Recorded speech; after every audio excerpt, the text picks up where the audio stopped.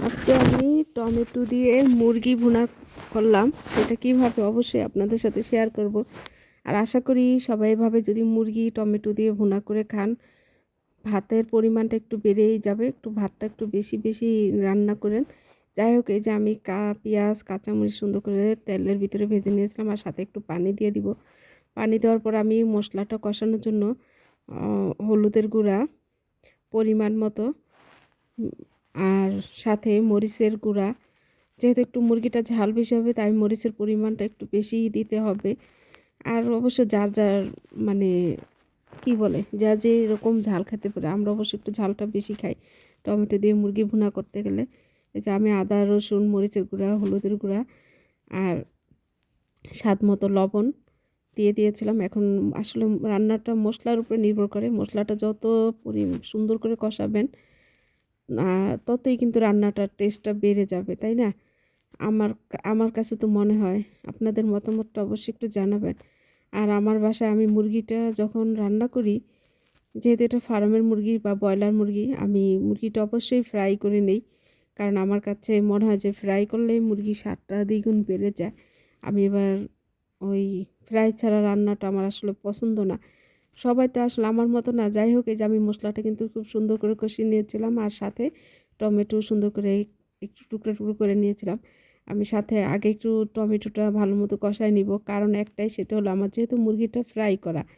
কারণ দেখা যায় ফ্রাই করছি বেশি, ওই করতে গেলে মুরগিটা হয়তো বা ভেঙে যেতে পারে, তাই আমি মুরগিটা আগে ফ্রাই করে নিয়েছিলাম। এখন টমেটোটা দিয়ে মশলাটা একটু কষিয়ে নিব যাতে টমেটোটা একটু মজে মজে আসে। ওই সময় আমি মুরগি ফ্রাইটা মুরগি টমেটোর সাথে দিয়ে দিব। আর আমার বাসায় সাধারণত শীতকালীন সবজি বলতে টমেটোটা একটু বেশি খাওয়া হয়, আর তাই আমি সব কিছুতেই টমেটোটা বেশি বেশি ব্যবহার করি। সাথে তো ভিটামিন সি আছেই টমেটো।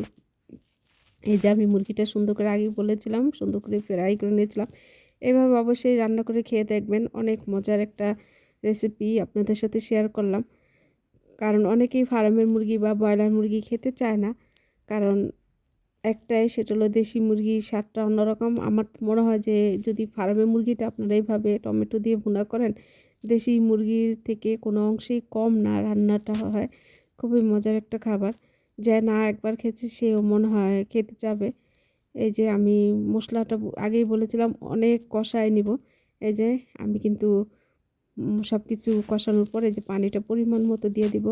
আর একটু মানে ঝোল ঝোল রান্না করলেও মজা, আর শুকায় ফেললেও মজা, কিন্তু আমি একটু ঝোল ঝোল রাখবো, কারণ বাচ্চারা ঝোলটা একটু পছন্দ করে। এই যে রান্না হওয়ার মোটামুটি কাছাকাছি এসে গেছে, রান্না শেষ হওয়ার। এই যে আমি জিরা আগে গুঁড়া করে নিয়েছিলাম, এই যে জিরা গুঁড়াটা দিয়েছি, আর পাশের চুলায় ভাত বসিয়ে দিয়েছি, সেটা আপনাদের সাথে শেয়ার করলাম। কারণ ভাতটাও তো রান্না করতে হয়, আর আমার না গ্যাসের চুলা থেকে মানে রাইস কুকারের থেকে মনে হয় গ্যাসের চুলায় রান্নাটা বেশি ভালো লাগে। রান্না বসাই দিয়েছিলাম। এই যে আমার মুরগিটা রান্না কিন্তু হয়ে গেছে। সবাই একটু জানাবেন, আর অবশ্যই আপনাদের সাথে বাইরের যে ভিউটা সেটাও শেয়ার করলাম। আমার রান্নাঘর থেকে আমি এইভাবে সারাক্ষণই অনেক কিছুই দেখা যায় আমাদের এখানে। এই যে আমার কিন্তু রান্নাটা হয়ে আসছে, আর তরকারিটা রান্নাটা কেমন মানে করলাম অবশ্যই সবাই একটু কমেন্টস করে জানাবেন। আর আশা করি সবাই একটু বাসায় রান্না করে খাবেন। তো সবাই ভালো থাকবেন। আল্লাহ হাফেজ।